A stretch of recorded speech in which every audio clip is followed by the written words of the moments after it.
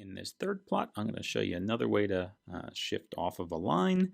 It's going to be done in a very particular way. Instead of just sort of making up these shifted values that I did in the last video, we're going to use a probability distribution to make this shift.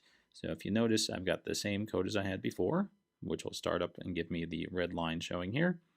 Then I loaded the same x values and y values there, and I plotted those. So we start out the exact same way as before. But now what I want to do is I want to shift off of that line in a very particular way. I want to do it using a normal distribution. So what I can do, and I will call something error here, and I'll just randomly generate some normal, random normal values. And since I have 5 data points, I'm going to do 5 of these things. And so that's going to generate 5 random normal values.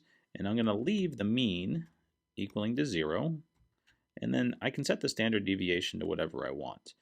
So if I set it to 1, I'm going to get something that's not very spread out. And now if I want to plot this, I should sit here and go, well, that should be plus my error. And if I add that on and look, I get points that look like that. And I'm going to run this all over again so we can get an idea of how these jump around a bit. Yep, did it again there. Did it again there. Just watching the blue points, they sort of jump around. Sometimes they're above, sometimes they're below. Sometimes there's big differences, sometimes they're small, but we're just creating new graphs each time. And each time they jump around above or below that line there.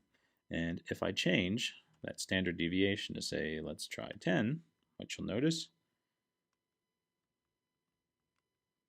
is there's much bigger jumps now.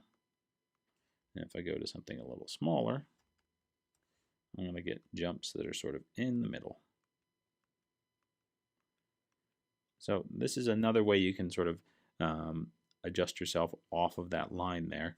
You can add things where you're using a normal distribution to produce that error, that shifting term there. And then the higher you have the standard deviation, the more they're going to shift off in general. The lower that standard deviation, the less they're going to shift off in general. So I got a nice small one there. Anyway, so that's how you can do that.